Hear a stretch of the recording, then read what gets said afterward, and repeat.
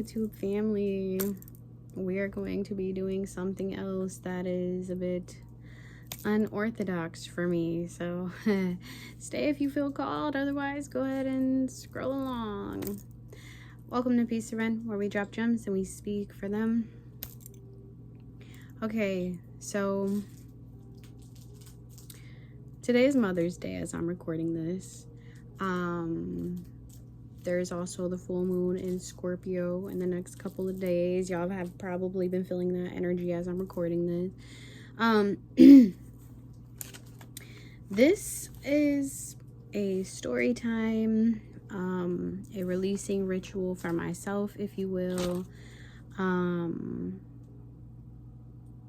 A story of me almost losing my light, almost losing my power, forgetting who I am, and the wind is blowing as confirmation. This is also something that I have been very resistant to doing, kind of like the last video I made where I was kind of having my little breakdown. And just so y'all know, when I say like mental breakdown, but whenever I'm having a mental breakdown, I'm really having a breakthrough, which is why I kind of didn't want to label it a breakdown, but like I needed y'all to know like what that was.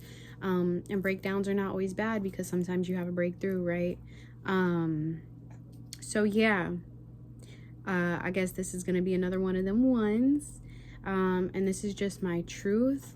And really, before I get into this though, I still want to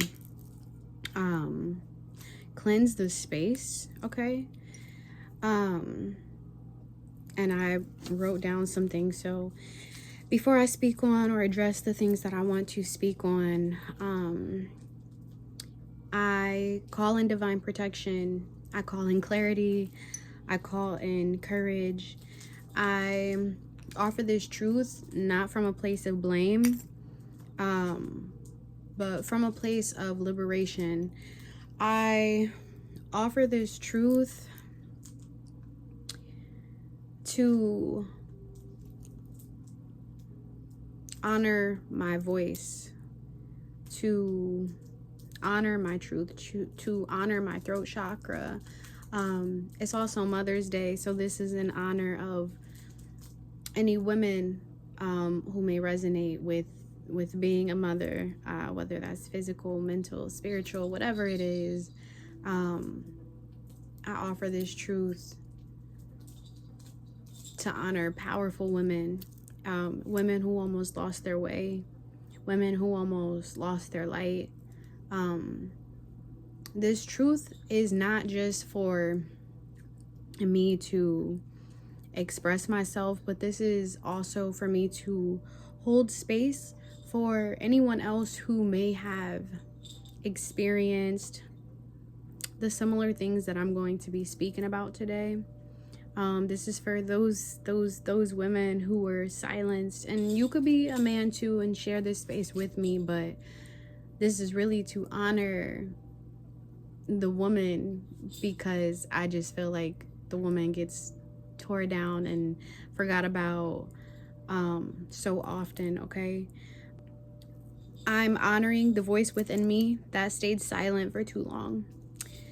I honor the version of me who endured more than she ever deserved. I'm honoring the version of me who I had to be in order to survive, to get through the situation. And so now I am honoring the woman that I am now in this present moment, who is ready to speak, who is ready to heal, who is ready to let go and ready to rise and be seen, heard, witnessed, and accepted for all that she is. I ask that my words are rooted in love, or led by love, rooted in peace. I ask that my words are guided by spirit and received by those who need the most, those who have eyes see clearly. May you understand this in your heart space if this message resonates with you, okay? This is just my truth, and I speak it freely.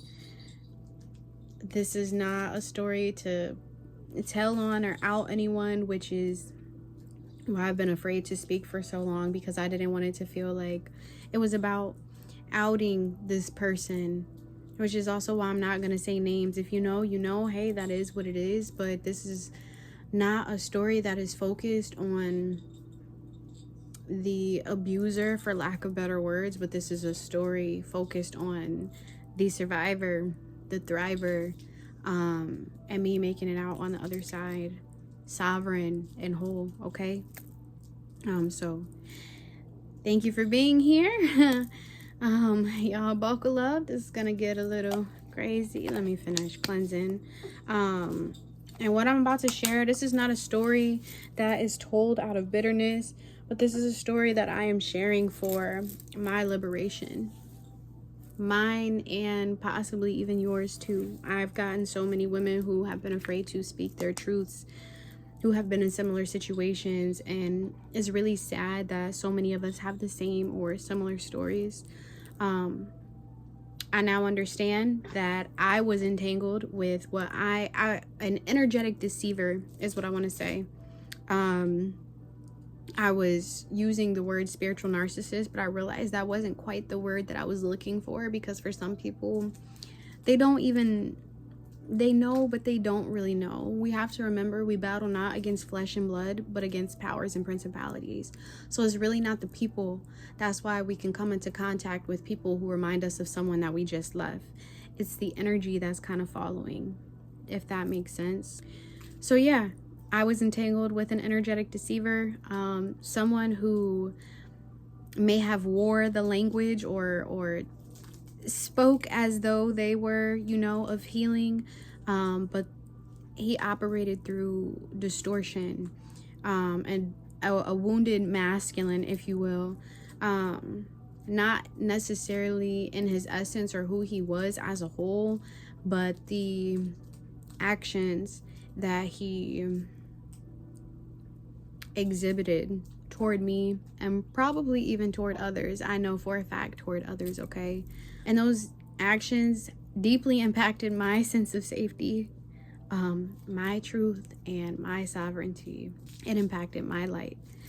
And looking back, I see him as a mirror, but as a mirror of distortion. Kind of like when you see a mirror reflection, but there's fog.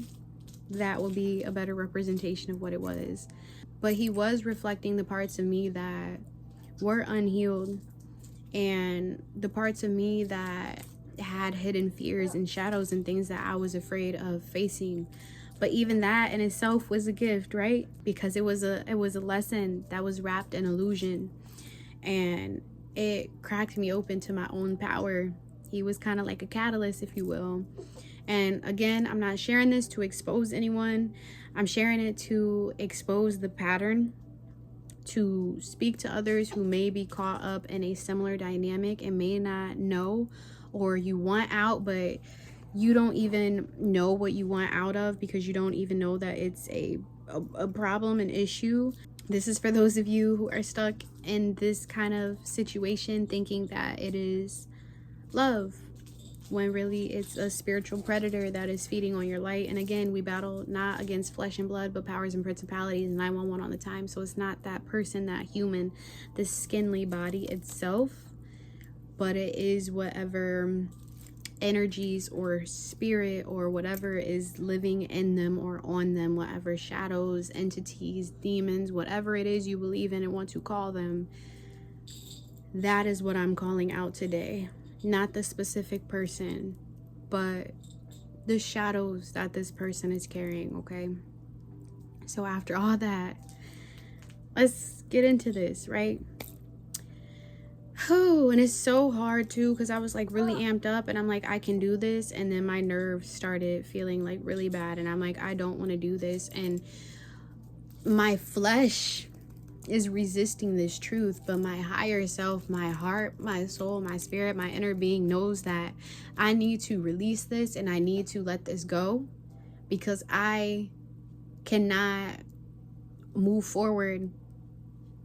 I can't find peace if I don't get this out. And so yeah, so the person that I was with, my child's father, right, because we had a conversation in the last video. My baby's here. We had a conversation in the last video, and I briefly kind of touched on things, but we're gonna get into our relationship, what that looked like for me, and how I lost myself for a little bit. I did, and how I was able to find myself, reclaim my power, reclaim my authority, and take back my light. Okay, so when we first met, right, how we first met in the first place, through TikTok, right? And the thing with the spiritual community is, like, when you first get into spirituality, you're really excited when you meet other spiritual people, and you're like, oh, this is gonna be great, because if you're on the right path in spirituality, you just assume that people who claim to be spiritual is good energy, right? That is not always true, and being in the spiritual community has taught me that could not be further from the truth. Hold on. Angels, archangels, ancestors, and spirit guides connected to me in unconditional love and light, wanting to see me walk my highest path for the greatest good. Oh, please protect me as I am delivering this message. I know I did a kind of blessing to call you in, but please be with me, because I will be lying if I said I'm not terrified right now. But we feel the fear and we do it anyway, and we walk by faith and not by sight, and I am ready for whatever is on the other side of this. I can do this. Okay. So yeah. And when he first messaged me, I had just dealt with another very spiritual being who was out to get me. And the thing is, like, when we meet people and they seem more spiritually inclined and we're just learning, we are predisposed to thinking that they automatically know more, or that they are pure, or that they are some type of leader that we should be following. It's kind of like if you don't have a degree but somebody else does, and you could be really good at a specific subject, but this person has a degree, so it's automatically people assume that the person with the degree knows more, and this is the person who is the leader, the teacher, the etc. And that's not necessarily true. This is one of those kinds of situation. And I feel like I should have known, because as soon as he messaged me, the first thing I asked was, are you a friend or are you a foe? Like, he stepped to me like, this is my spiritual blah, blah, blah. This is who I am. And I'm like, all right, that's cool. But are you a friend or are you a foe? I just want to know before we go forward, are you going to be someone who is going to try to engage in spiritual warfare with me? Because I have experienced that already. And I just came from a situation like that. I don't want like, I'm not trying to be friends with or build a community with someone who, so I should have known. That was my intuition flashing to tell me, like, bells, alarms, be careful, caution. Like, we just seen a situation like this with somebody else who you wanted to be friends with, right? So yeah, shoulda, coulda, woulda, but I didn't. I ended up exposing his group chat. So we were talking, we ended up FaceTiming, and he sent me pictures of this group of friends that he was friends with, and these people were claiming to be certain spiritual energies. And automatically when he sent it to me, my discernment was going off, and I'm like, this person isn't a real friend, this person is not this person is like, this is what these people are doing behind the scenes. You know what I'm saying? Hey baby. So it was like, I had already kind of exposed them and let him know what it was and what was going on. And he started distancing himself, or letting me know, excuse me, confirmation, 223 on the time, 7, truth, that he was kind of getting away from this community. He was kind of feeling similar things, but he wasn't sure. So my discernment was like thick, which is why I wish shoulda, coulda, woulda, didn't. Everything happens for a reason, right? But I was learning a lot of deep cosmic spiritual wisdom from him, because like I said, I was kind of new on my spiritual journey. Like I was, but I wasn't. I was doing things and I didn't know that I was doing them. It was like being a natural and not knowing that, oh, I'm doing these practices and I have no idea where they're coming from. This is things that's like inherently in our blood, in our lineage, right? So I was learning a lot from him. And then I started seeing a lot of synchronicities. I started seeing a lot of synchronicities and stuff like that. Because I prayed, like I was praying before everything that I did, before I made any kind of decision, because like that's how into my spiritual journey I am. Like I don't want to do anything that is serious without consulting with source first to make sure this is the right steps, because you're carrying my steps, like to keep me in alignment, God, you know? So I was praying before everything, and then I started seeing synchronicities after synchronicities and synchronicities about if this is a relationship or something that I should even pursue. Especially because the relationship that I had with my ex prior to this person, like I didn't properly like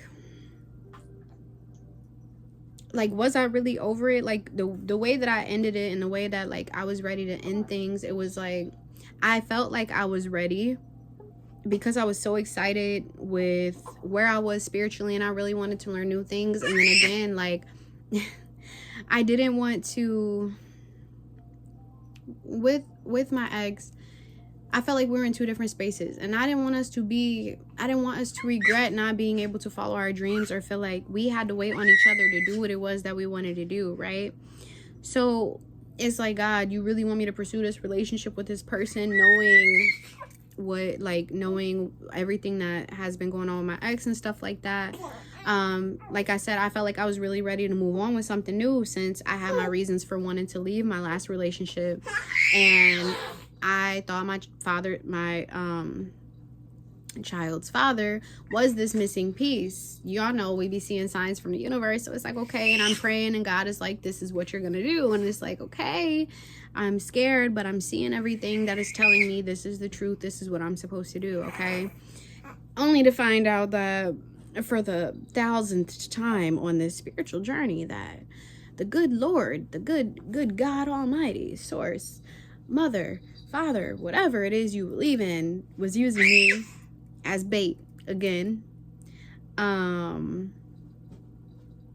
If you know, spirit will use you as bait to give people karma.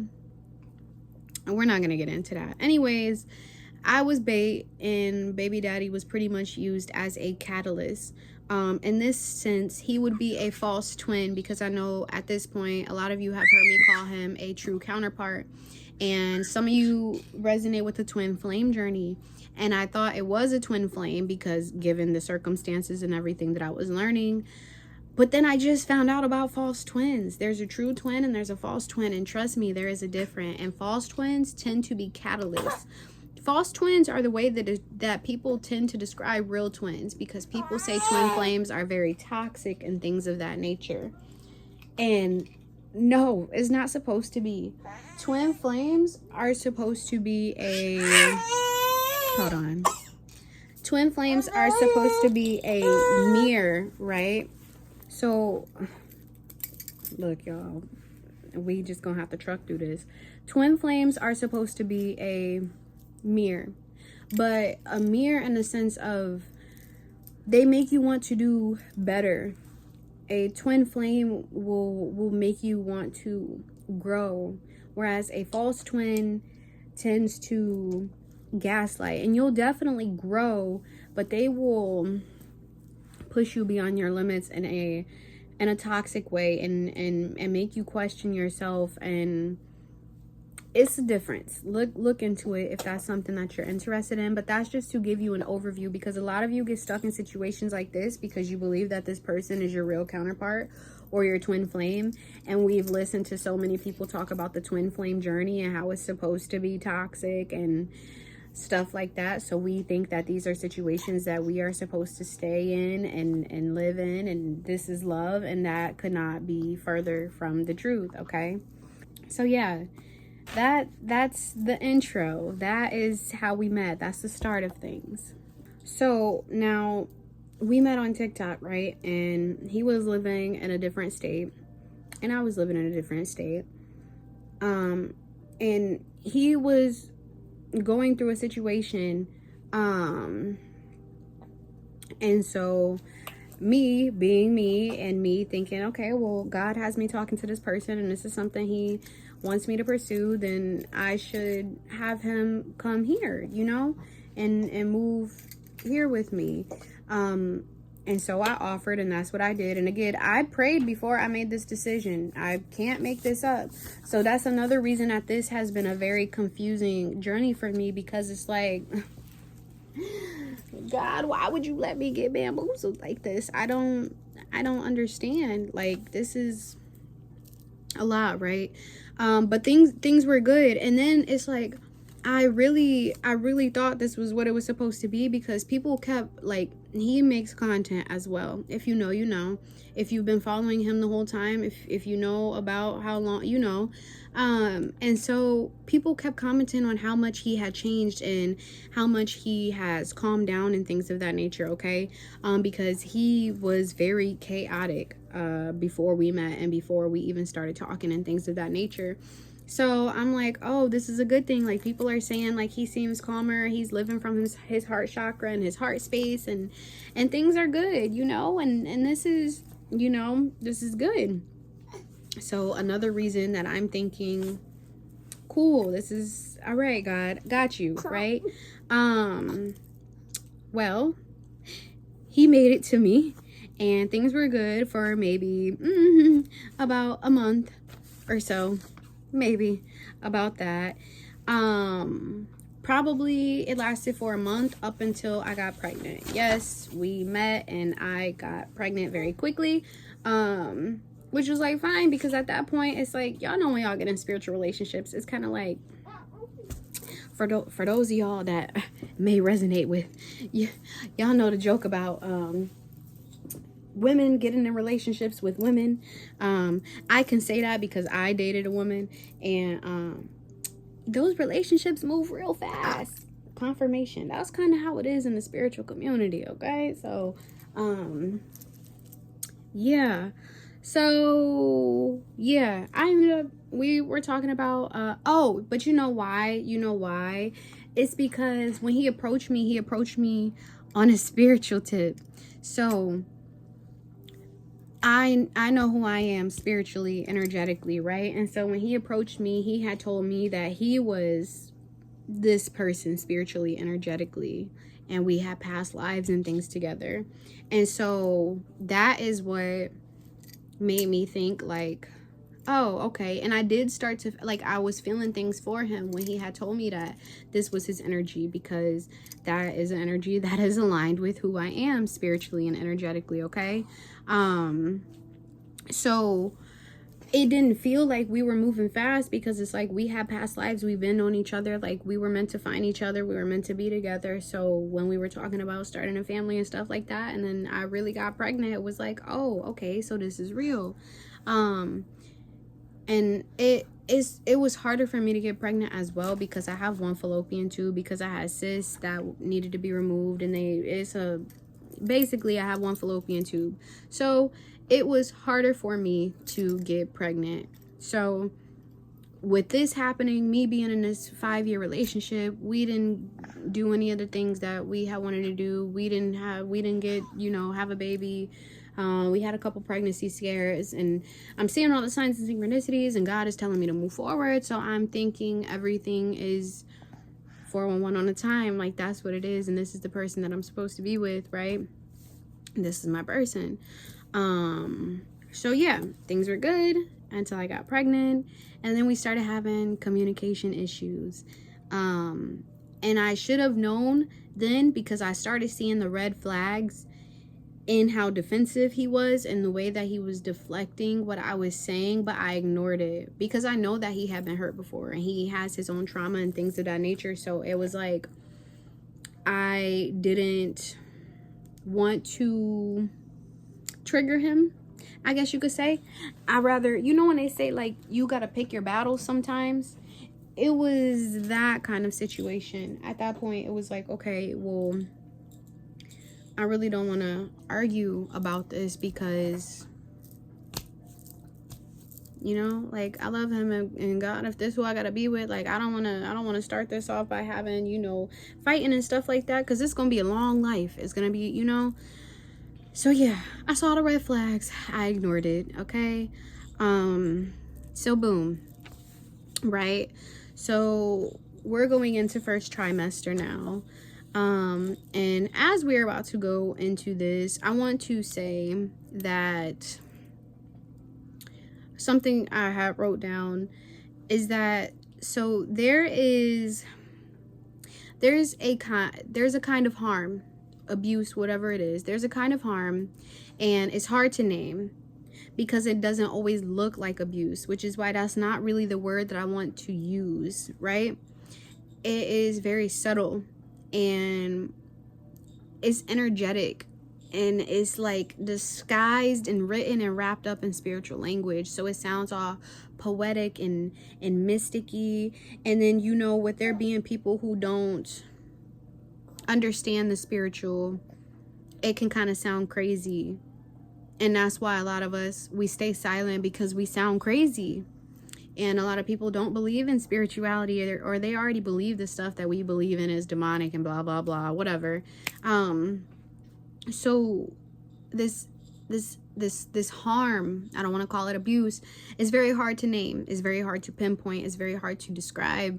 So it's very hard to talk about, because people will only know really if they've ever gone through it, right? But that's what makes an energetic deceiver very dangerous. They confuse your intuition, they will twist your truth, and they will leave you doubting your own light. I literally felt disconnected from source while I was with this person, and I never have. Like, at first, initially, I was connected, and somewhere in the midst of all of this, I lost it, and I started losing me, and I was scared. I'm not gonna lie, I was very scared. These dynamics, they tend to show up through the distorted masculine. It is control that is disguised as protection, because he was always like, oh, healers need a protector.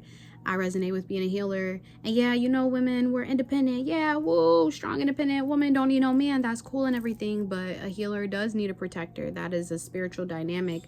But it's control that is disguised as protection. And then withholding that is disguised as spiritual boundaries. Like, they act like, oh, we need to have this type of space or this kind of boundary, but that is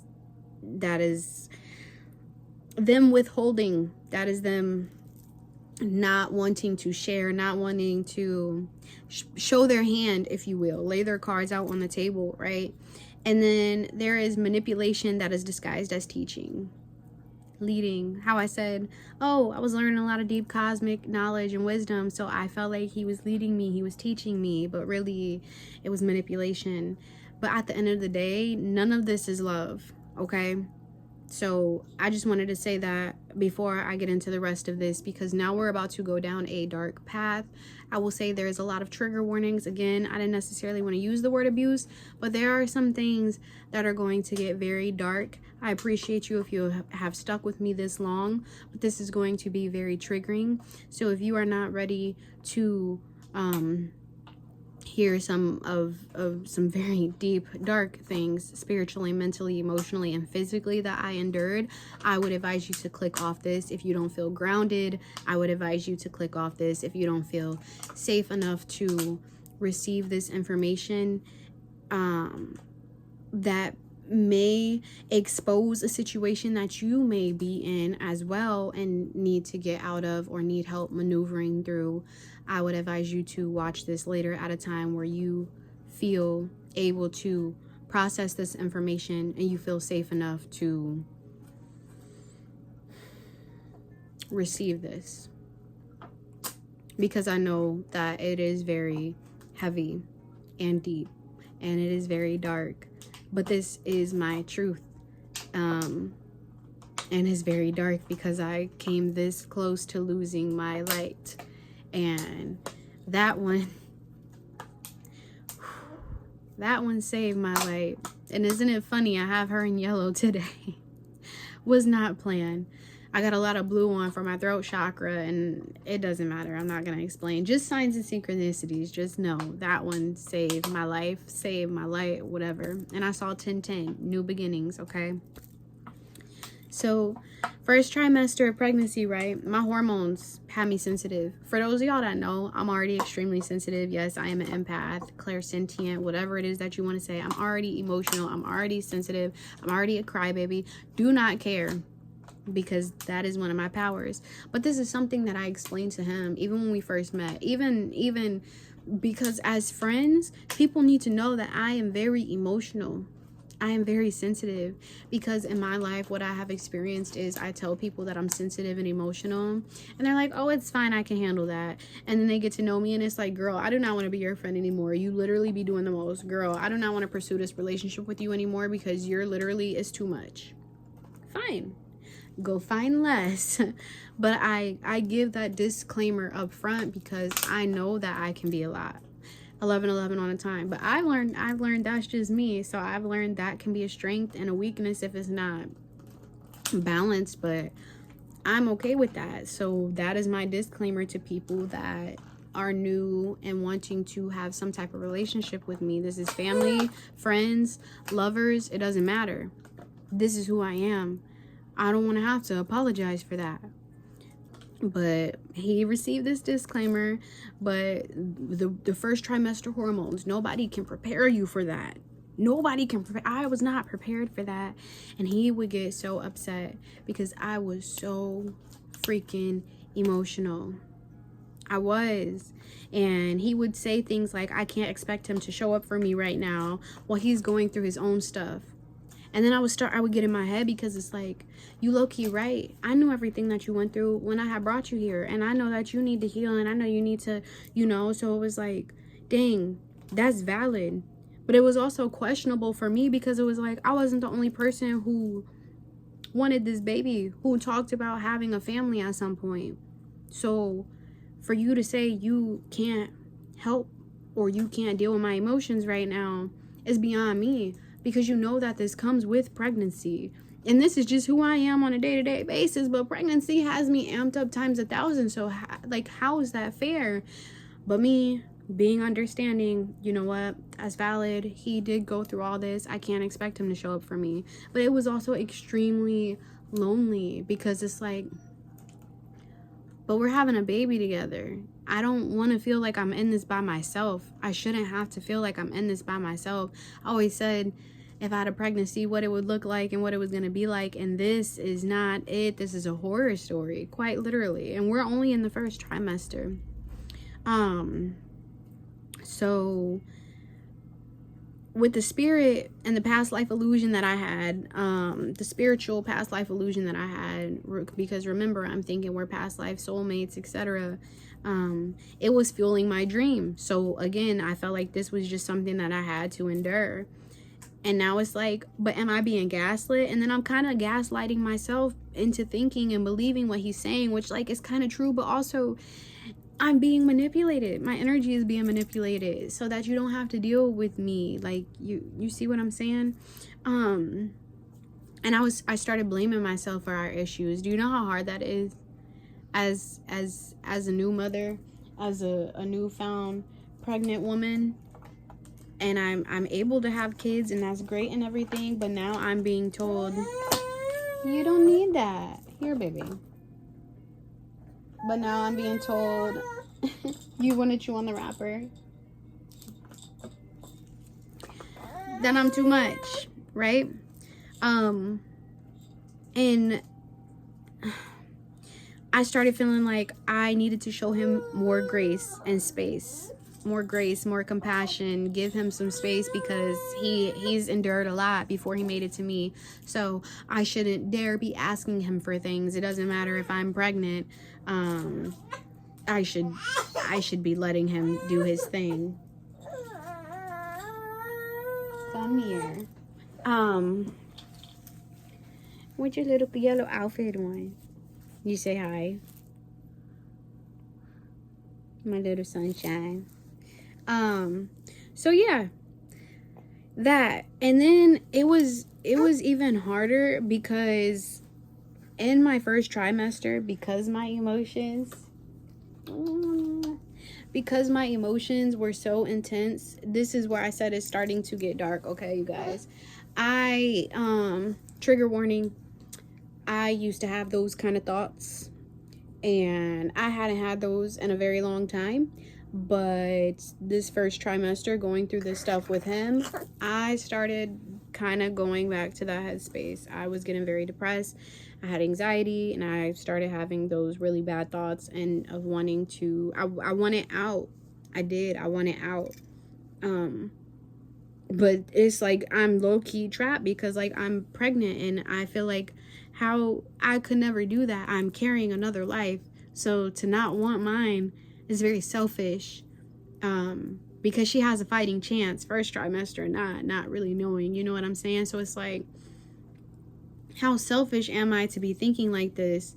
And now I'm really gaslit, because it's like, how selfish am I to expect him to show up for me right now while he's going through things? And how selfish am I to want out of this because there's another life involved? And so now you can see how already I'm diminishing, and I'm losing my power, and I'm losing my grip, and it's like I'm losing myself. I don't know what to do, right? So yeah. So I ended up having a grace period. I ended up having a grace period when we got his son,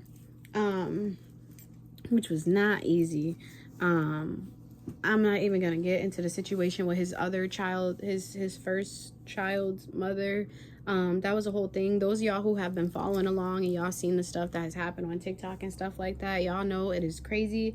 It was messy, and I don't want no parts of anything that has to do with that anymore.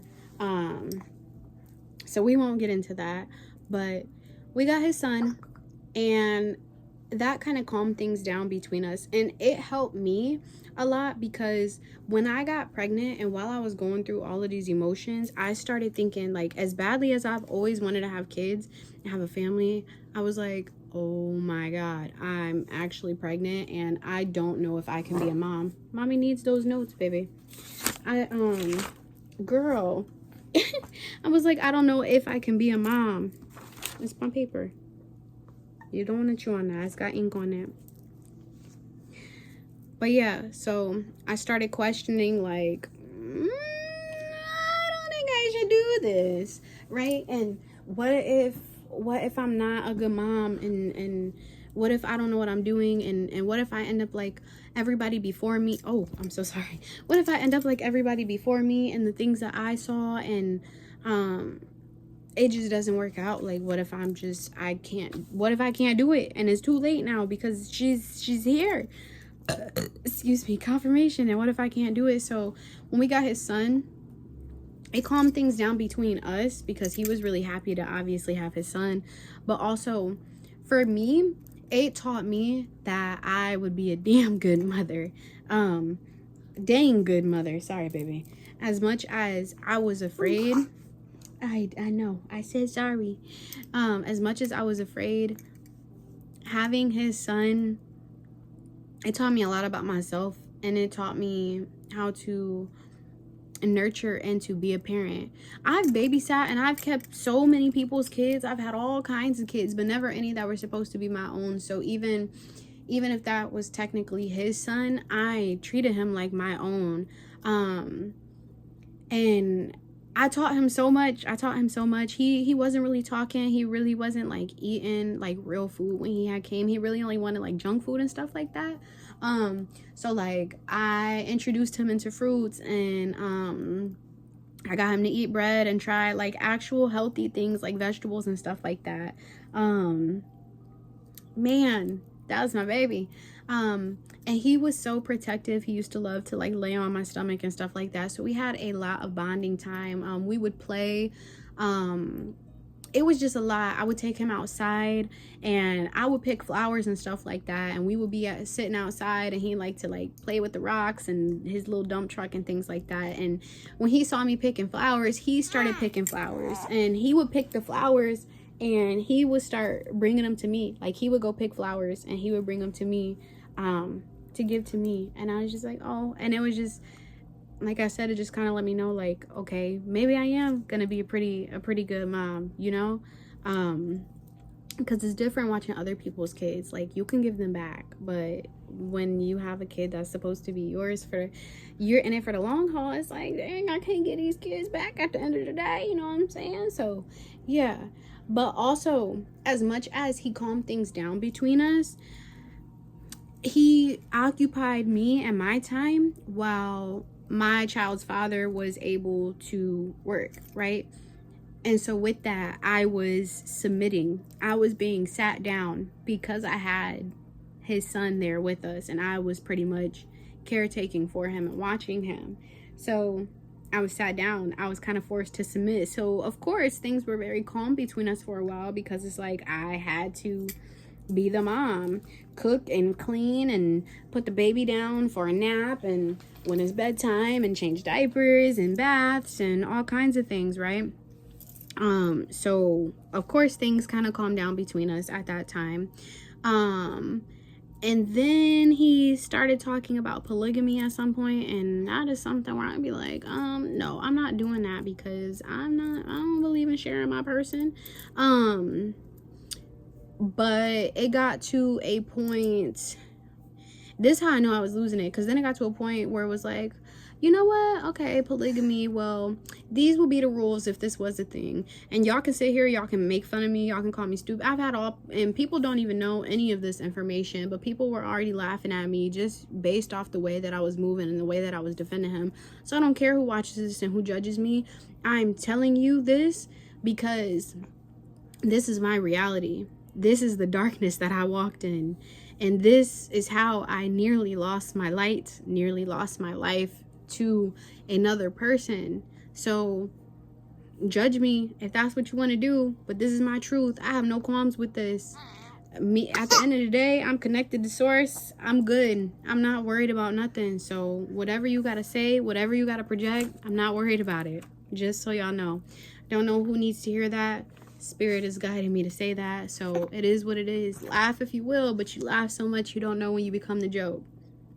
Let that sink in. Now, carrying on with my story. But it did get to a point where it's like, okay, if we did do polygamy, this is kind of what it would look like for me. And again, it's because of that past life tie. I'm thinking, okay, this past life thing, and then if you're this person, then you would have had this many wives back in the day, and this is how we would have did things. So to me, okay, I guess that was a normal dynamic for our relationship. You always had another person, and I just had to be there and be okay with that. So that's what I was thinking. And because right before we got his son, there is a girl from that friend group that he sent me when we very first met, and something in my spirit, I do not like this girl, y'all. I don't like this girl. You know, when you see a person and your spirit just gets agitated, like, I'm not ashamed to say, I don't like this person. I don't know what it is about her, but it's something in me and my spirit, and it is not right. And this could be why. Before we got his son, we were going through a lot of spiritual warfare. And you can say what you want to say. I don't care if you don't believe in spells, witchcraft, whatever. It still exists, okay? It does. And I had an experience, extremely scary experience. I know when people are doing magic on me. I have that kind of discernment. You can only know that though if you know yourself. It's kind of like when people are like, oh, people are throwing spell work, and it's like, you only know if people are throwing spell work if you know yourself. Because if you don't know yourself, sometimes we are our own biggest enemies. So sometimes we are the demon. Sometimes we be jinxing and cursing ourselves.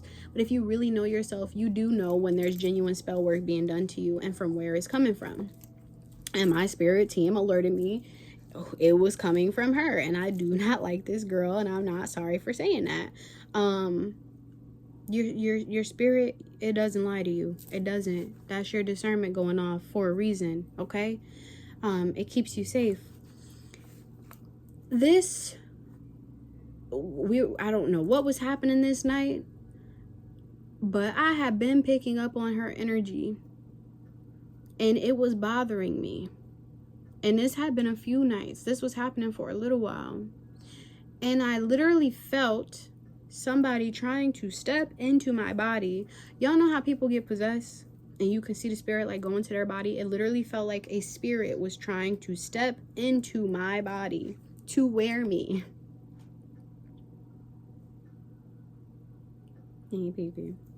I'm okay. And it was one of the scariest things I've ever experienced in my life. And I had to do a whole lot of energy work and protection work and stuff like that to deal with that, because there's no way that I can feel somebody trying to possess me. That's insane. Yeah, buddies. But this was before we had got him. And so, what, baby? I see you.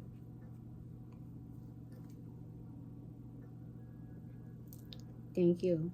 Mwah. Baby's turn. So yeah, that had happened right before we had got him. But anyways, the reason that's relevant is because this is one of the women who supposedly was in our past lives with us. But yeah, so the reason that was significant is because this is one of the women who supposedly had past lives with us, and this is one of the women who supposedly was one of his other women. How I said apparently that was just normal for him to have multiple women. She supposedly was one of the ones who was one of the extra women. So it was always me, her, and another girl, his first baby mama. Whatever. So anyways, that's why that's relevant to the polygamy. That'll also come up again. Okay, so we end up forming a new group chat. Well, he starts a new group chat. Remember, this first group of friends he had a group chat and stuff for them and everything like that, but I exposed them, so he's now no longer dealing with them. He started a new group chat because, you know, we would do TikTok and he would speak and teach people cosmic wisdom and knowledge, whatever. And so people that we met through there who felt like soul family, that is who he decided to put into this group chat.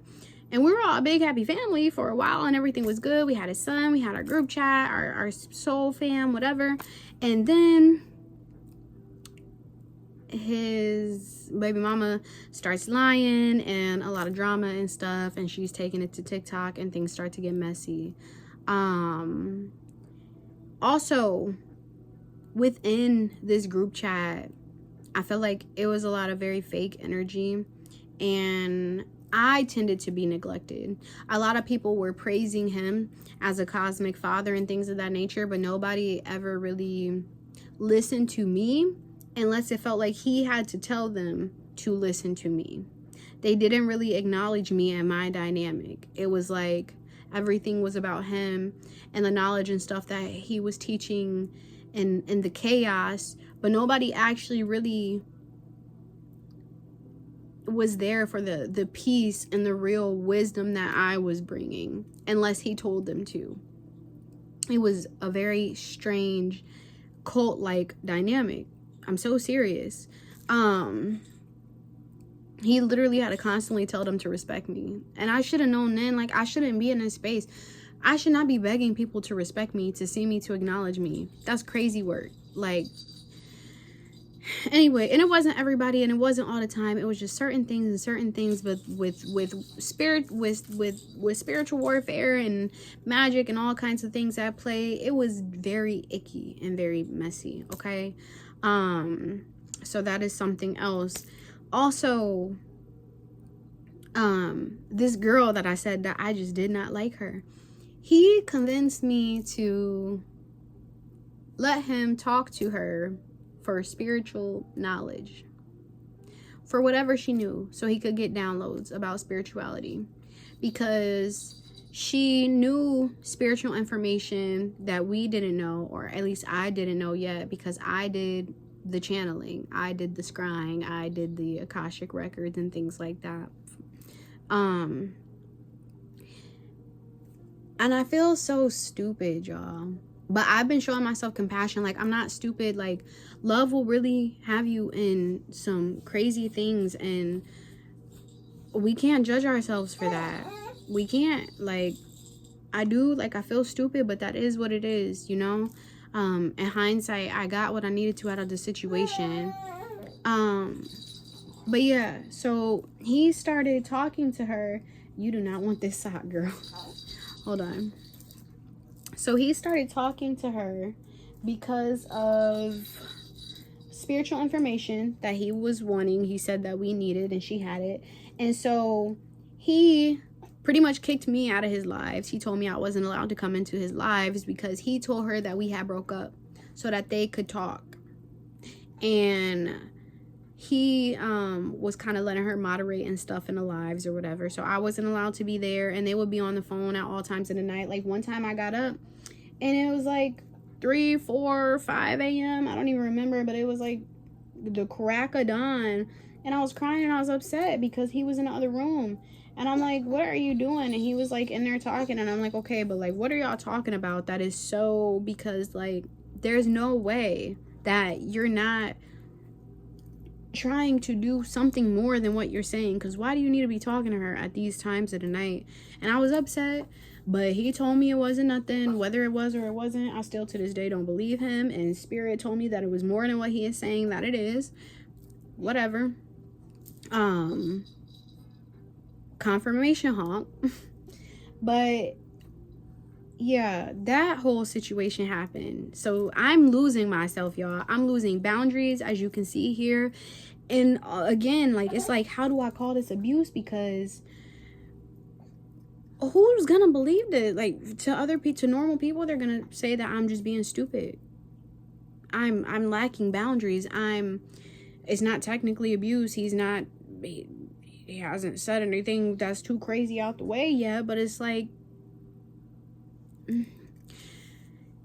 energetic harm. Okay. This girl that he was talking to, for those of y'all that have been following along, y'all know who this person is. She done changed her name on TikTok, but it doesn't change who she is. She started basically telling him that I was evil and I'm karmic, and that she is me, basically. My energy, my spirit. She was telling him that she is me and I am her evil twin, okay? I'm karmic. She was trying to convince him that she's my spiritual energy.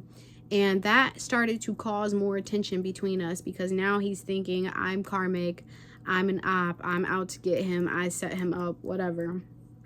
He has no discernment. Just like when he first came to me and I had to tell him the group of friends he was in, he didn't have the discernment then. And we're going through this and I'm finding out he doesn't have the discernment now.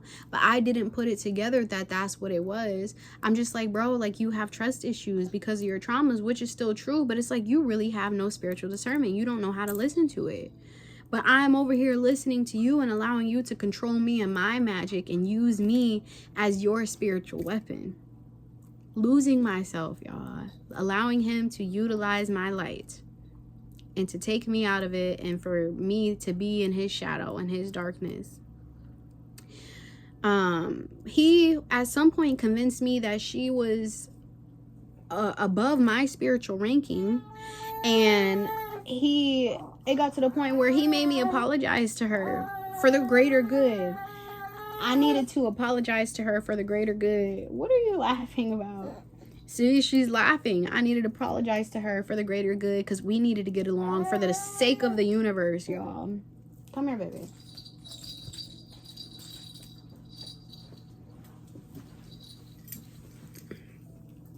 So yeah, I needed to apologize to her for the sake of the universe, because we were the ones that are here to save the planet, however that looks like to him, right? And I did, and I apologized to her, and she was all, "What makes you come to me now?" And I was just like, I can't do this. No, you're not who you say you are. Like, there's no way. Like, this is stupid. But then I started snapping out of the illusion. I started doing like more channeling and stuff and figuring myself out, and I snapped out of the illusion, and I let him know. So then he decides that he is going to out her and other spiritualists. But this is after he's making me scry and channel and pretty much do all the magical work to find out who these people are. He is not doing it. He's having me do it because he has no discernment. He doesn't have that spiritual gift of discernment, of knowing. So I'm pretty much doing all of the spiritual heavy lifting and things of that nature. And this has been our dynamic. That is our dynamic of our whole relationship, is me doing all of the spiritual work, which is, again, when I should have known better that he wasn't who he said he was. But I stayed because I thought it was love, and this is where I was put. And now at this point, I'm not going to say lost my connection with Source, but at this point, my connection is dim, and I'm not getting a whole lot on my hotline. Like, definitely still safe, definitely still protected, but I'm not getting what I was getting before. And things were good between him and I, as long as I was not in my power. Whenever I would be tapped in with Source, that is when things seemed to go left for us. And it was so bad too, because I was so worried about telling this story, because so many people watch him and they look up to him because of the spiritual knowledge, the cosmic knowledge that he would teach and stuff like that.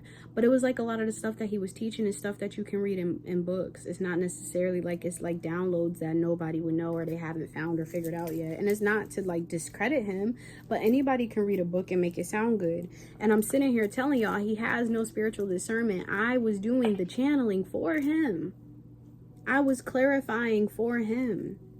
He was, and if I didn't agree with what he said, then I would be talking to a trickster spirit. But when he would be wrong, it was just whatever. If I said anything he didn't agree with or he didn't like, I'm clearly not tapped in. I don't know what I'm talking about.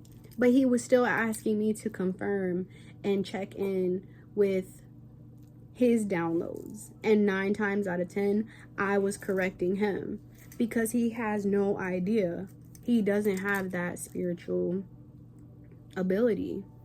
He just doesn't have that awareness that he was claiming to have. And so it's like, I didn't want to say anything though, because everybody was looking up to him.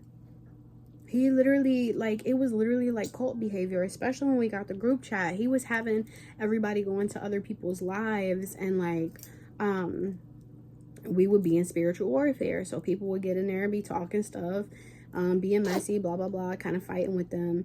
And not everything that like he was saying was wrong about the people that he was outing, but it was not the right way to go about it. And he would get upset because everybody would do what he would tell them to do, and I didn't always listen to him.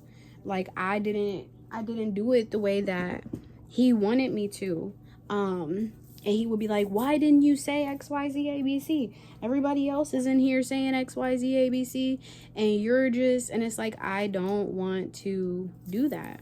I'm a leader. I'm not a follower. Like, yeah, I'm in this live with you, but when I would question or I would do things, mine would be from a space of, okay, really making people think about what was being said in the lives and what was right or wrong. You know, it wasn't from a space of the haha, you're stupid, childhood bullying type things, which is kind of the stuff that he would have them go in and do, just like laughing at people. Like, there's a much better way to go about this. And you're saying that we're doing all of this to take back the planet, and how does going in people's lives and talking stuff to them take back the planet. I could see if you were like, let's go in their lives and try to raise the vibration and bring good energy, but you want us to go in and be mean.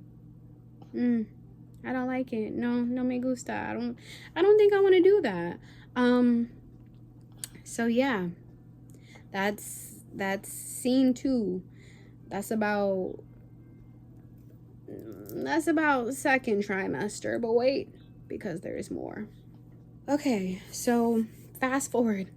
You guys, it's only going to get darker. So again, if you felt like that was a lot, it's about to get darker. It's about to get deeper. We're about to descend even more to have this conversation. Again, this is not to out anybody. This is to, one, say out loud what I really endured, because it was real. I don't care how crazy it sounds. What's crazy is it was real, and this was really my life. What's crazy is this happens to more people, more women than will ever speak up. I didn't want to speak up because I just knew that people were going to talk about me, laugh at me. I just knew that people were not going to believe me over him. But I can't carry this anymore. I can't. And him and I, like, we're good. I know why things happen the way that they did, but that doesn't negate my truth. And that's why this is not about outing him. This is not about telling on him, blaming him, or any of that. This is about me reclaiming my power, me reclaiming my voice, me reclaiming my truth, because that was taken from me in the process. My light was mishandled, was stolen in the process. So this is about me reclaiming that. So it's been a few months, right? All of this is happening. And the day before my birthday, his son gets taken from us. And this was last year.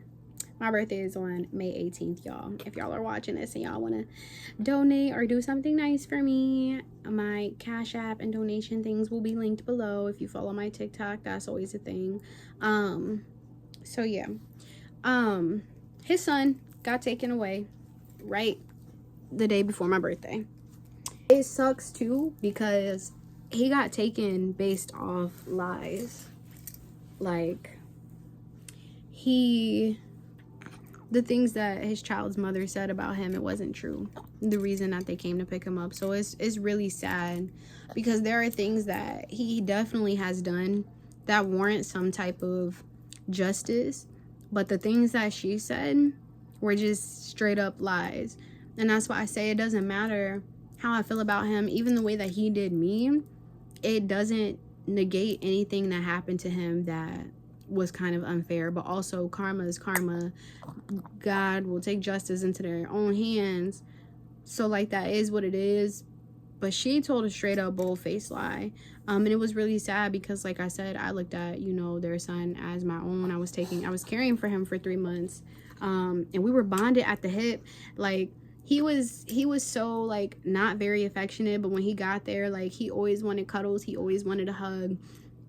I literally have a video of him, like, I'm cleaning the room and he randomly stops watching his cartoons and he pulls me down to say, I love you. And he gives me a kiss. Like, that was my baby for real.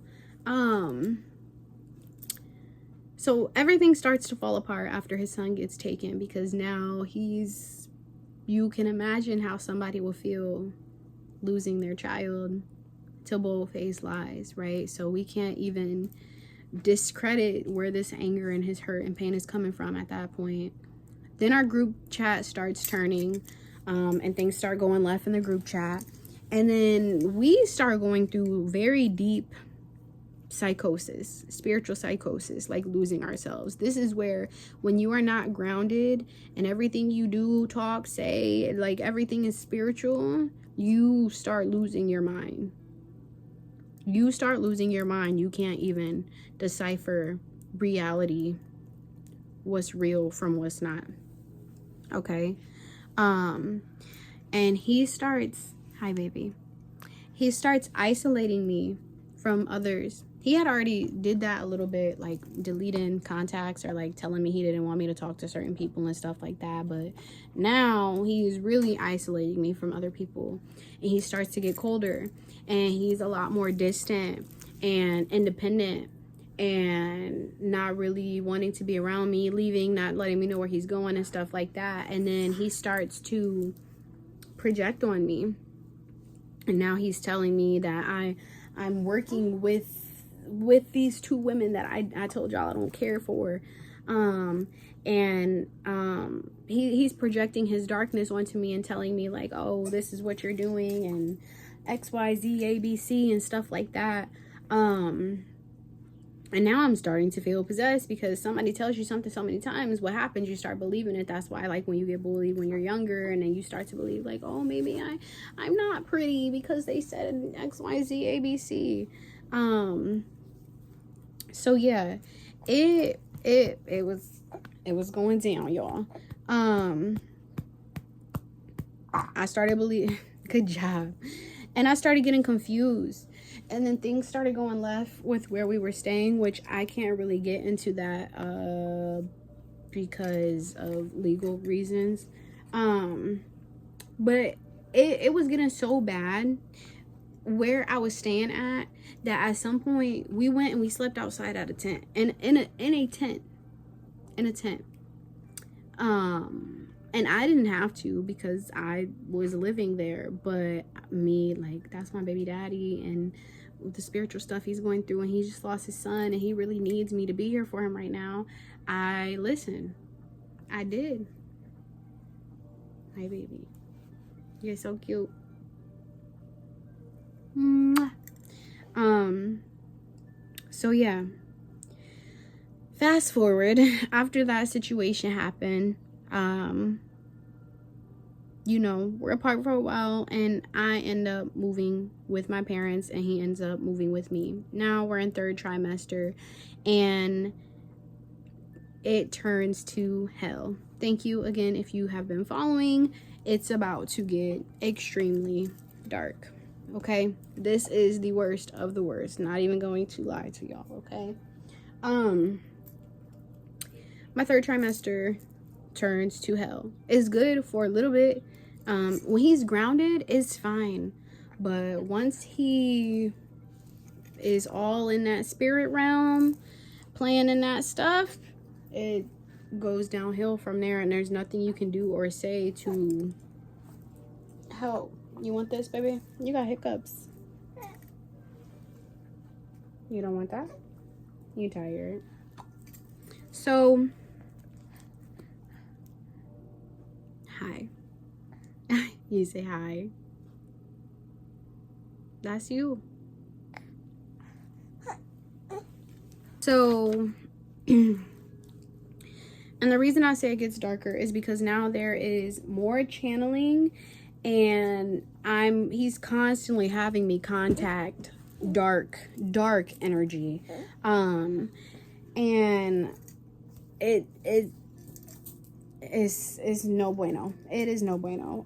The thing is, when you are constantly being forced to channel a dark energy, that energy tends to linger.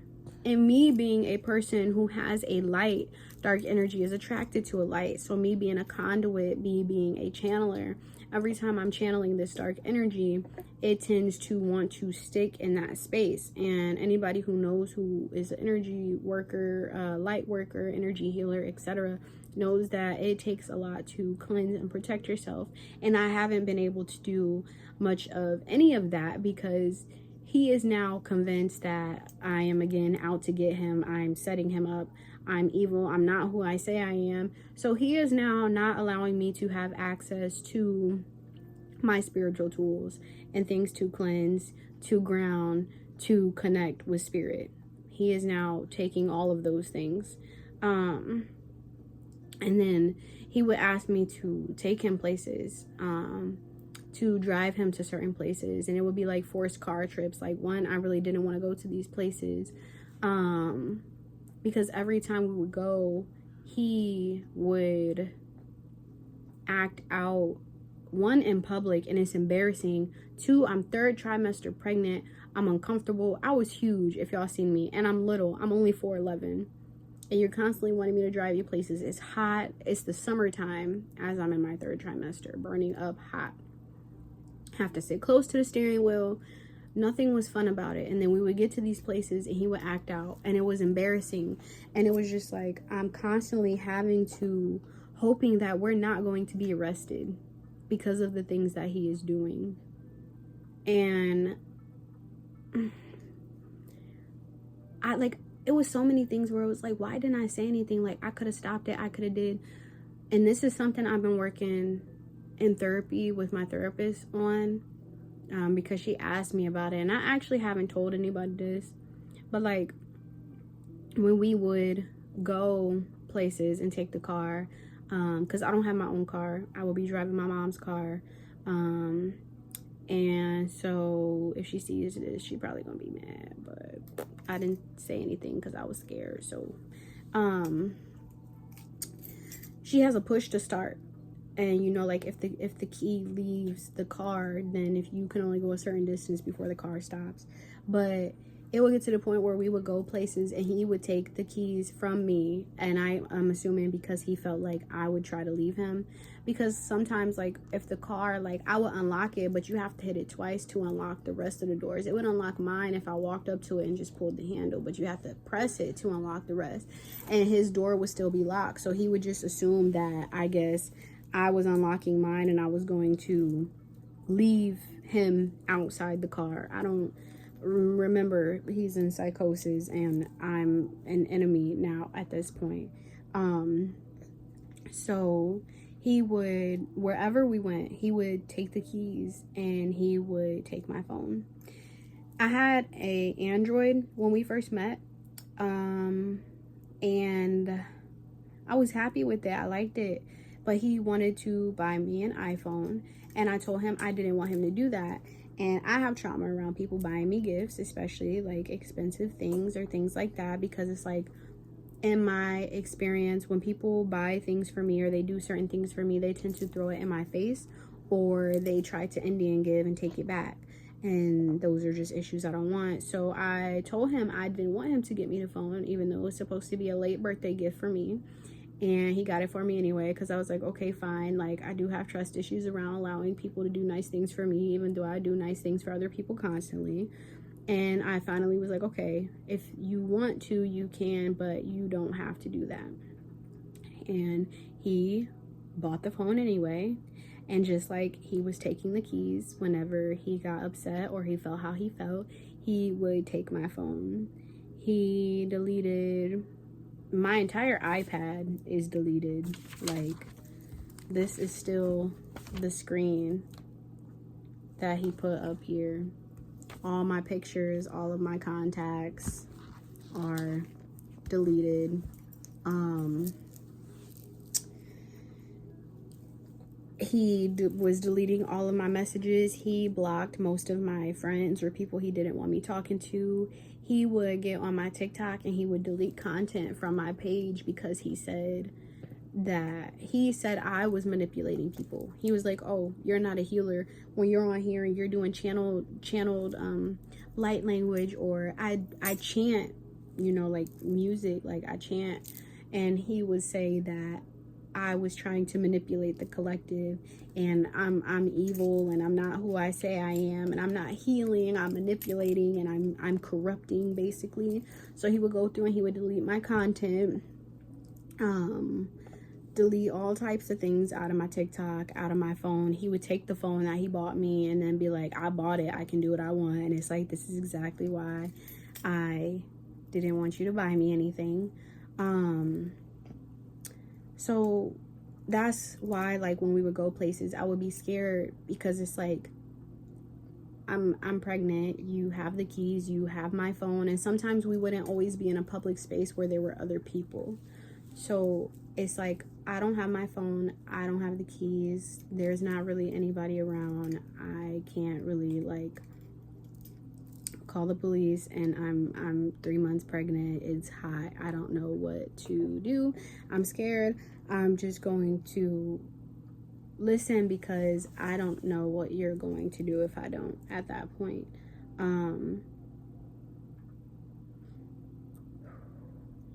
That low-key hits different saying it out loud, because a lot of this through a lot of these things I said, like, I feel stupid for not listening to my intuition, and for like not speaking up or like stepping up for myself. But then there are situations like that where it's like, what would standing up to him, speaking up to him, where would that have gotten me if I did that while he is ramped up in this headspace? I felt like I was in danger and I was vulnerable. And in most of those situations, at that point, he had already deleted most of my contacts and stuff. So, and I didn't know a lot of numbers. So even with me having my phone, it's like, I don't really know who to reach out to, because I don't know like most of these numbers, and I don't have access to a lot of things. I've lost so many pictures, so many memories that I wanted to keep, and I now no longer have access to those things. Because those are all things that he deleted and took from me. With that, there would be times when it came to food. If for women who have been pregnant, y'all know y'all cannot help your cravings. I was plant-based until I got pregnant, and I was still plant-based for a while. I think up until like the second trimester. My cravings were very bad, and I started eating meat again. And that was something else that he got on to me about, because he would say like, he would throw certain snacks and food away that I had, because he said I didn't need to eat those things, and he felt like, he would say like, I'm a monster, and he feels like I'm turning my daughter into a monster like me, by eating those things. So he would throw out snacks, throw out food. There would be times where he would tell me like I couldn't eat at certain times, like forcing me to fast while I'm pregnant. He did things like throw out my prenatal vitamins and my iron supplements, because I was really low iron when I was pregnant. He told me that I didn't need those things, and that they were basically bad and harming the baby, and I was harming her if I continued to take them. Even certain water, like he wouldn't let me drink certain water. It even got to a point, there was at some point in time that we were going through all of this, where he wouldn't let me use the bathroom at certain times. Also, when you're pregnant, you have to pee a lot. And I wouldn't be allowed to go at certain times. He would make me hold it.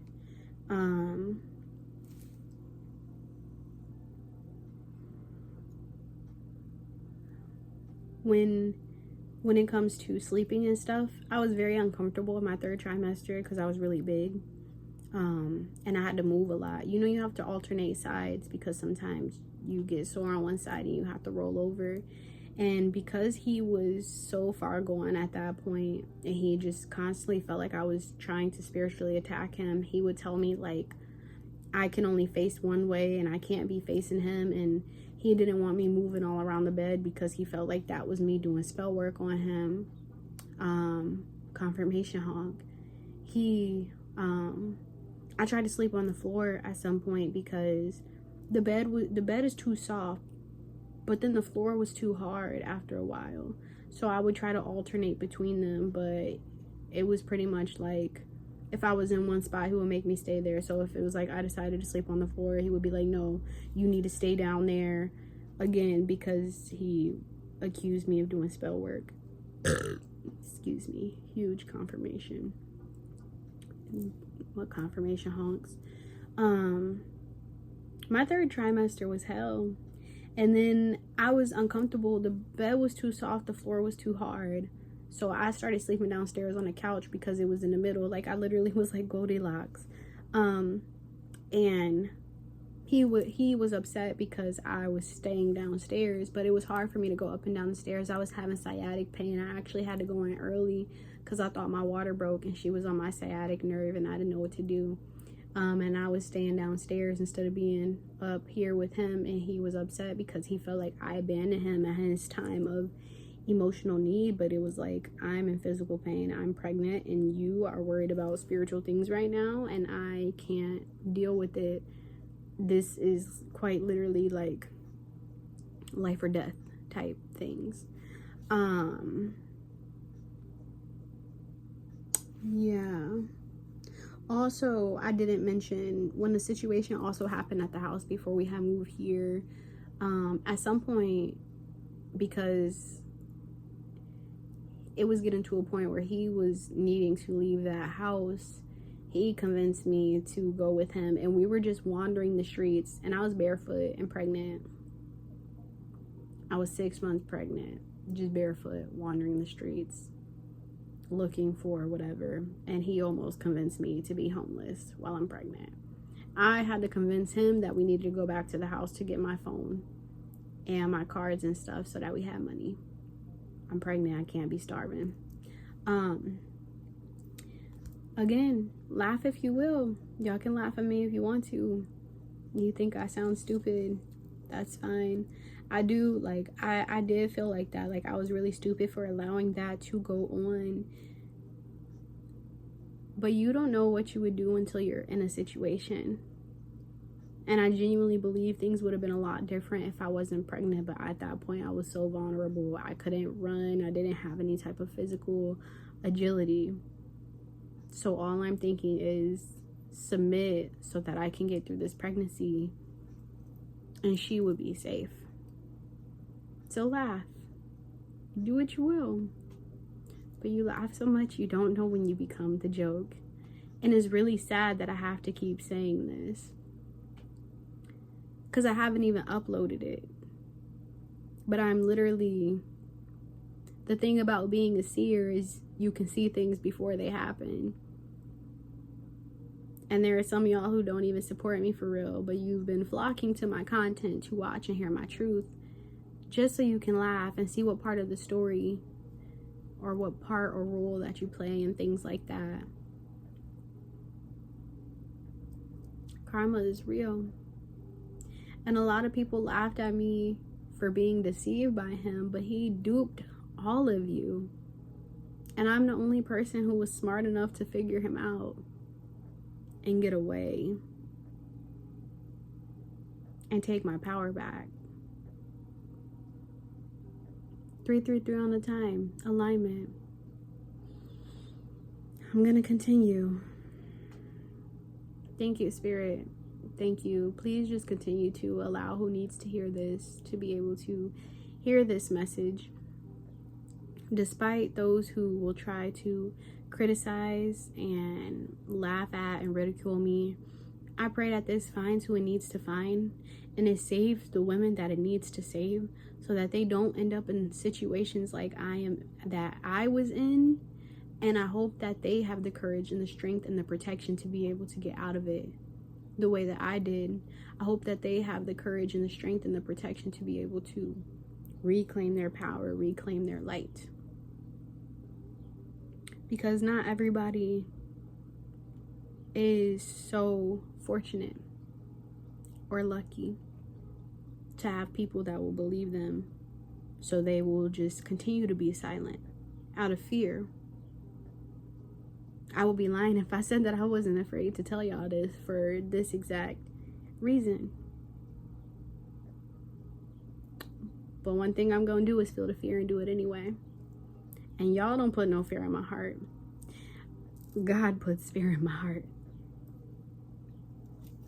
And not because I worry about being hurt, but because I'm not happy when I'm not living in my purpose.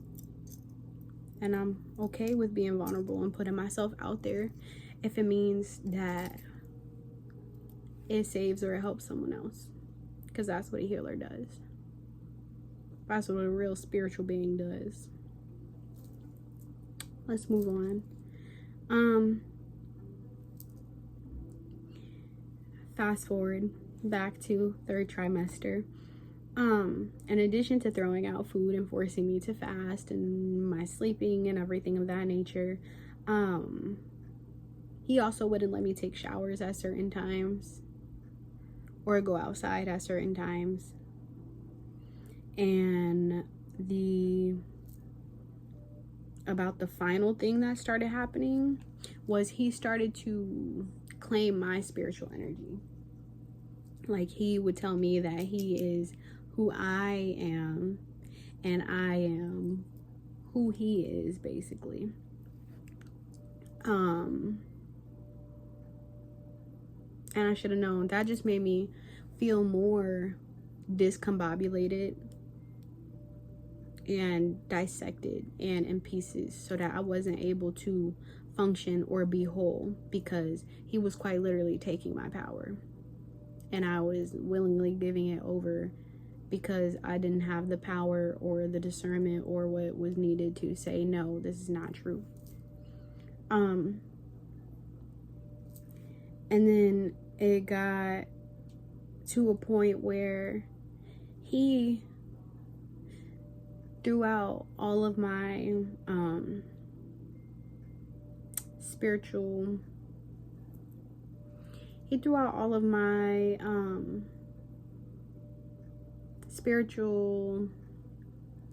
equipment, tools, content-based tools. Like, I had a microphone you guys have seen me use on TikTok.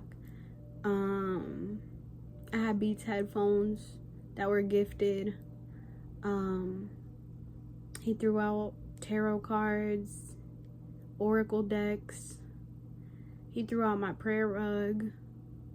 I had a mortar and pestle for herbs I never really got to use. Lots of crystals and statues and jewelry. He threw out clothes and shoes and yeah. Anything that was used to connect me to my power, he pretty much got rid of. That is what did it for me. When I started noticing those things going missing, I realized you really have like evil entities on you. You really have like the devil, demons on you, because you are now throwing out things that I use to connect to God, source, spirit, universe. That's a red flag. And now I'm knowing you had me disconnected from source because you weren't allowing me to cleanse myself properly, spiritually or physically, when I wanted to take showers. You weren't allowing me to eat to nourish my vessel, even though I was carrying a baby. You're trying to make me fast. I'm not grounded because I'm hungry, I'm dirty, I'm tired.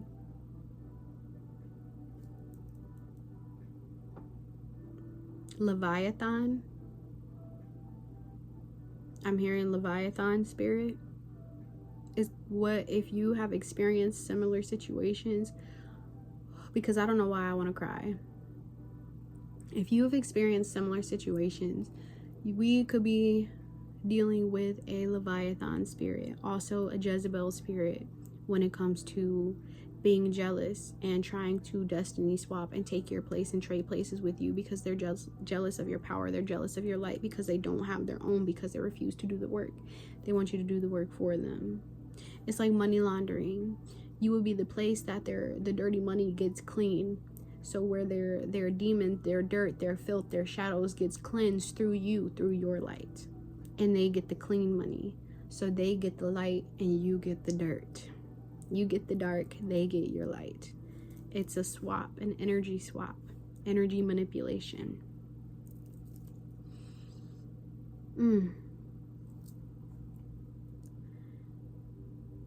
Fast forward to the last time that he was here. The hospital He told me he didn't want to go to the hospital with me because he doesn't like them when I was going into labor. He literally only showed up when I was going into labor, and he didn't stay in the room with me while I was actually laboring. So he didn't hold my hand. He wasn't even in the room. He stayed outside until I pushed the baby out. Didn't hold my hand. No words of encouragement, nothing. When he was at the hospital, he pretty much sat on his phone the whole time.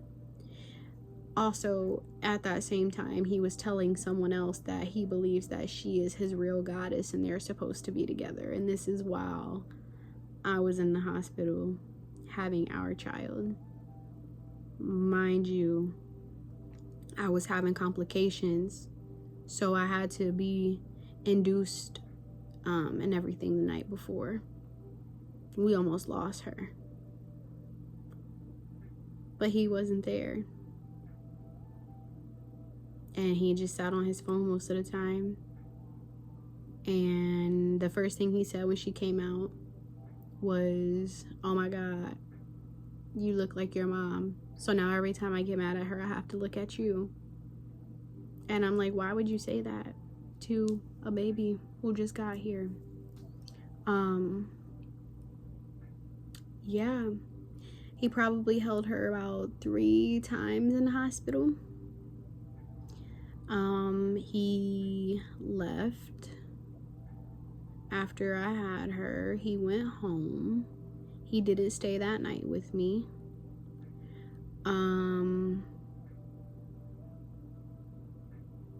Yeah, he didn't even come back the next day when I was getting the stuff to be able to go home. And when I got home, he still expected me to bring his food upstairs, even though I was staying downstairs because it was hard to go up and down the stairs.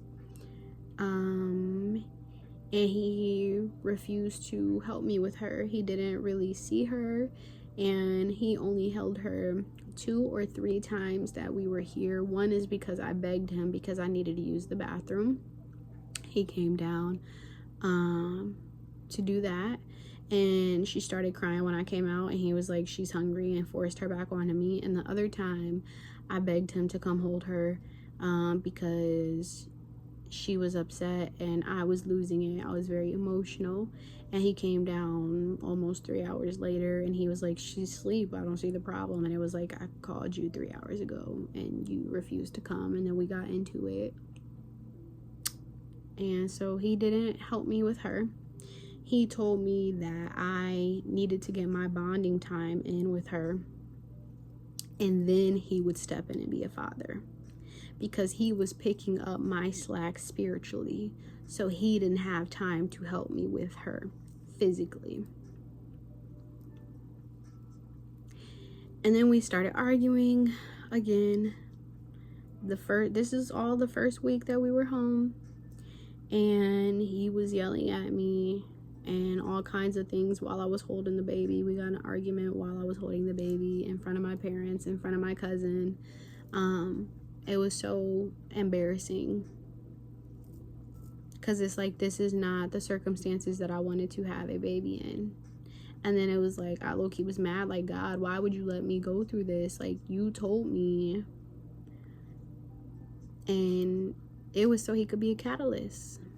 He pushed me into greatness. Everything he did to try to destroy and tear me down, I got her out of it, and she saved my life, y'all. And he ended up getting put out here because he wasn't helping with the baby. My dad was like, "Yeah, no, we're not." So my dad put him out because he wasn't helping with the baby.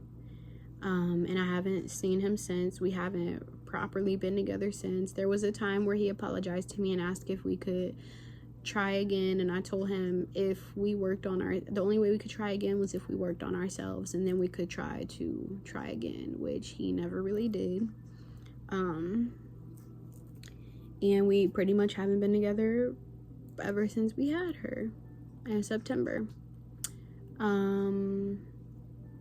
We agreed to co-parent for the sake of our relationship with her. because I had a time where within the last couple weeks I text him and I just kind of snapped, because it's like, I just feel like everything you said was a lie. And then probably a few days later I texted and I was like, I really don't have beef with you, because I realized what I'm telling you guys, which is, we battle not against flesh and blood, but against powers and principalities. It's literally not you. It's the spirit on you. It's the spirits within you. It's the entities that you're allowing to occupy and take up space in your body. That's what I have beef with. The Leviathan spirit, that Jezebel spirit, that pride spirit, and so many other ones, when people are not properly protecting themselves.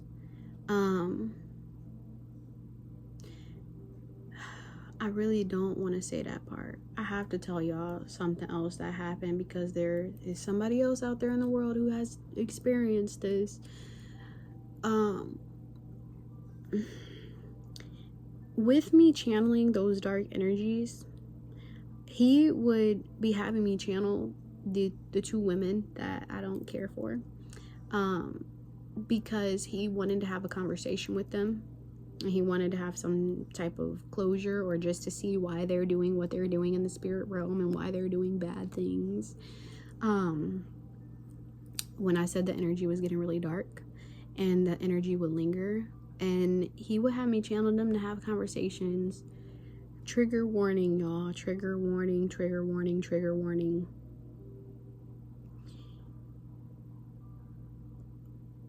Sometimes when he made me channel these energies, in the midst of, we would have intercourse, and it was like he was forcing me to channel these energies and then wanting to sleep with those energies. I should have known. People talk about sex magic, but nobody tells you how dark it is. I should have known this was a thing when, before we got here, we were doing that one time, and while we were doing that, I saw an image of the two women in my mind, and it made me feel uncomfortable, because why? We're doing this and I'm seeing these two women. That was my intuition, my discernment telling me that he was imagining this happening with these two women, and he was putting that energy onto me. It was very dark. It was very confusing. I never said anything, because how do you even explain that to somebody? This is why we say you don't just have casual partners that you sleep with, because every time you have sex with a person, there is a soul tie, a cord that connects you. And people will literally try to, like, they talk about STDs, but when I say STD, I'm talking about spiritually transmitted demons. You now have to deal with the shadows, the demons, the entities that this person is carrying because you had intercourse, and they put that on you. This goes back to the money laundering. So now they're stealing and siphoning out of your womb space. They're siphoning out of your sacral chakra, your power, your abundance, and they're giving you all of their debt, all of their ickiness, all of the dark, nasty energy. And that is another reason you have to be careful what you say during intercourse, because words are spells. So they may say certain things to you and you might think that's cute until you find out that they're doing sex magic. And it's really not funny. It's actually very gross, and it's not even something that I wanted to tell y'all. I know I've said everything, but like, spirit is literally like, do not get off here without mentioning this, because this happens so much to women, and this is another thing that people don't talk about because it's uncomfortable, it's very taboo, and who wants to talk about their sex life, and who wants to tell people I think that I'm being possessed, because you will sound crazy to those who don't understand spirituality.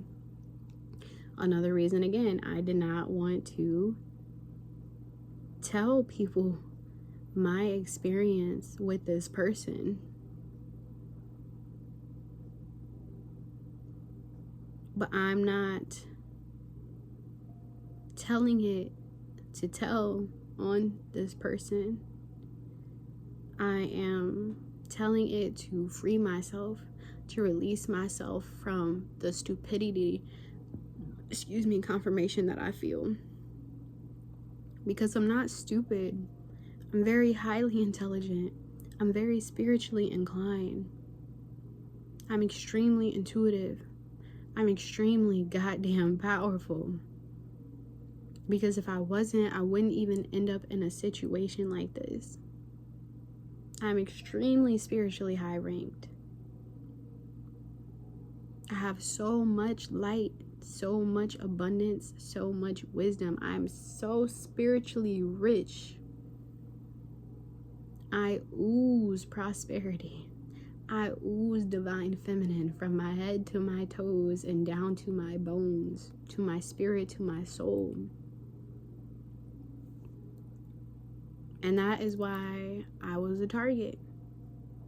And he might not view me as a target, and he may say he didn't pick me out in that way, and that may be true. But the entities, the darkness on this kind of being seeks light beings. They prey on earth angels and light workers because they see our light, they know our heart. Well, you're a healer, you want to heal. I want to partake in that. You should fix me, heal me. And us being us, well, that's our purpose. Yeah, let's do it. Not knowing this is a thing. So this is for those of you in spirituality who maybe you're not that deep on your spiritual journey and you didn't even know this was a thing. This is for those of you who are deep in your spiritual journey and you don't want to talk about this because it's like you feel like you should know better, like me. This is for those of you on your spiritual journey who may be enduring something like this and you don't know who to talk to about it because you don't want to sound crazy. I see you. You're not crazy. These things happen, but it's because you are powerful. You are a woman, for crying out loud. You are divine feminine. Not to say these things don't happen to divine masculine, but I'm speaking for women because the matriarchy, the mother, gets so much disrespect. It's Mother's Day as I'm recording this. We're going into a full moon in Scorpio. It is the flower moon, which is about blooming. It's about doing something different. So whereas I probably usually would have taken this to my grave and just took it on the chin, would have stayed silent, letting it live in me, I'm releasing it because it has no home here. This is not a story just for me to express myself. This is a story in honor of all of you.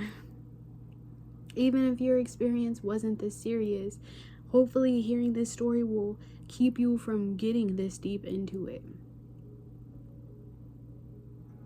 This is for my maternal lineage. This is for those who have opened doors, who have come before me, who may have endured similar things and nobody believed them. This is for divine feminine. And I will be that safe space for you. If you guys want to share your stories, my email will be in the description. If you feel comfortable doing that, you can add me on TikTok, message me there. If you have made it this far, thank you for sharing space with me. I realized that I'm not stupid and I'm not crazy and I'm not a bad person because these things happen to me. Because they didn't really happen to me, they happened for me. 4422, to reclaim my sovereignty, to reclaim my power. I realized that this was my soul's initiation, and it was a confrontation with a mirror, a false twin, a mirror of distortion. This was a test of whether I would abandon myself or return to my truth, return to my roots, which, if you've been following this year, we've been talking a lot about getting back to our roots. And so now I see this entire situation for what it was and what it has been. And it's not my fault, but it is my awakening. And yes, you can have multiple awakenings, because I had a spiritual awakening before I met him, and this was just another one, and I've had multiple. This was a lesson that was wrapped in an illusion that taught me how to walk in my light without losing myself to those who only reflect it back to feed off of it. And to anyone else who has endured a similar path, and to anyone else who has endured a similar path, I see you, and your truth is sacred, and your healing is your reclamation. You are a sovereign being. You are a sovereign being. You are divine feminine. You are not a home for other people's darkness and projections.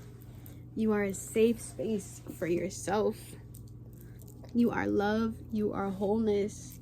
You are worthy of respect. And that's just for you being. That's not for you doing anything. You are worthy. If you have stayed through this whole story with me, thank you. I know that this is a lot. This has been extremely long. Some of you may have had to watch in parts. I am extremely grateful to be a vessel for the divine. A bird just landed right on the ledge. I see, oh my gosh, this is crazy. I'm just grateful to be a vessel. I'm grateful to be in a space to be able to tell my story. I'm grateful to be safe. I'm grateful for this little one who was napping, if y'all are wondering. This little girl saved my life. She is a whole character, but it was because of her that I realized it was not copacetic. That was not something that I could live in or go through, because she deserves better. My daughter doesn't need to see anything like that. It doesn't matter the reason. It doesn't matter the traumas and the triggers. Hurt people. But hurt people also heal people. And for those of y'all that seen that poem, that spoken word, I think is linked to on my TikTok page. I think it's at the top. Hurt people.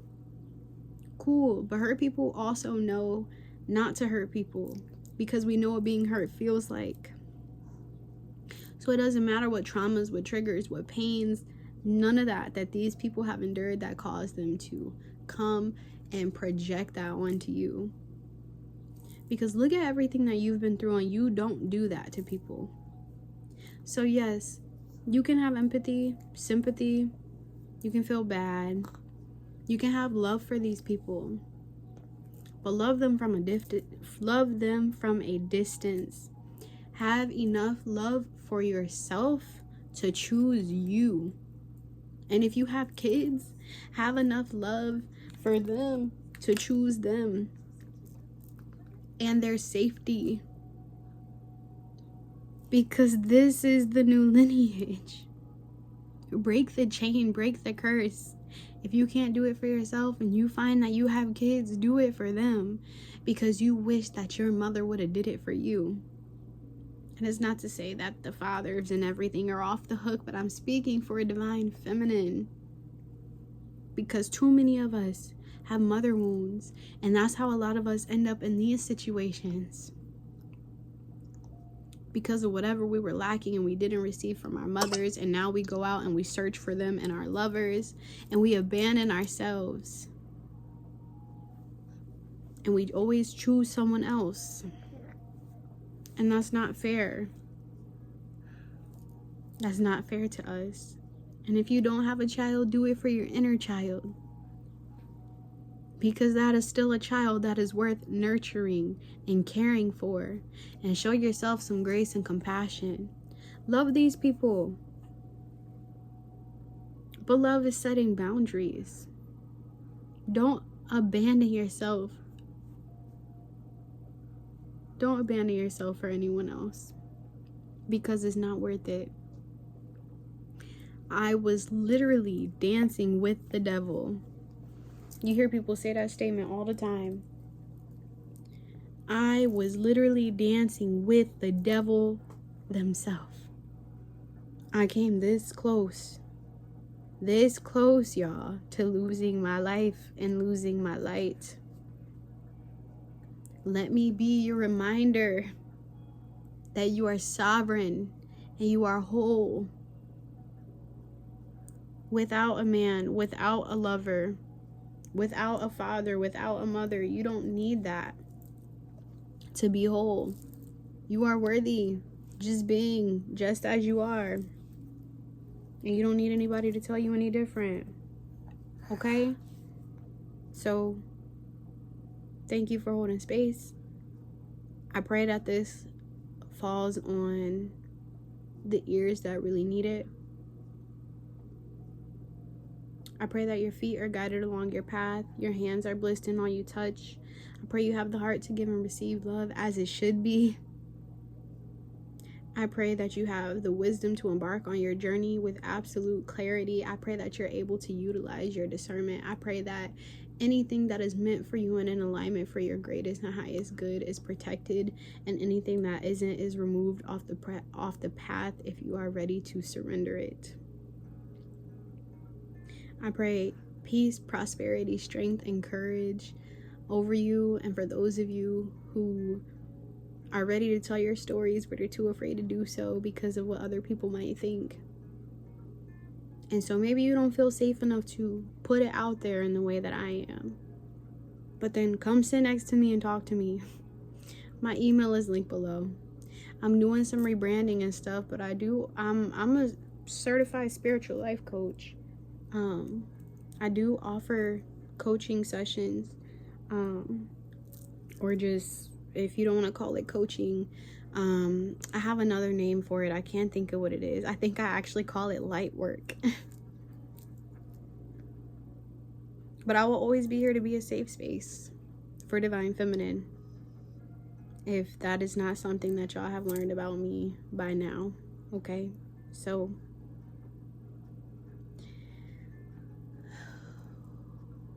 I want to thank my spirit guides, my ancestors. Thank you, God, Source, Creator. Thank you, Universe. Thank you, Gaia. Thank you to all the spiritual beings who show up for and protect me. Thank you, Archangel Michael. Thank you, Santissima, for helping me to speak my truth.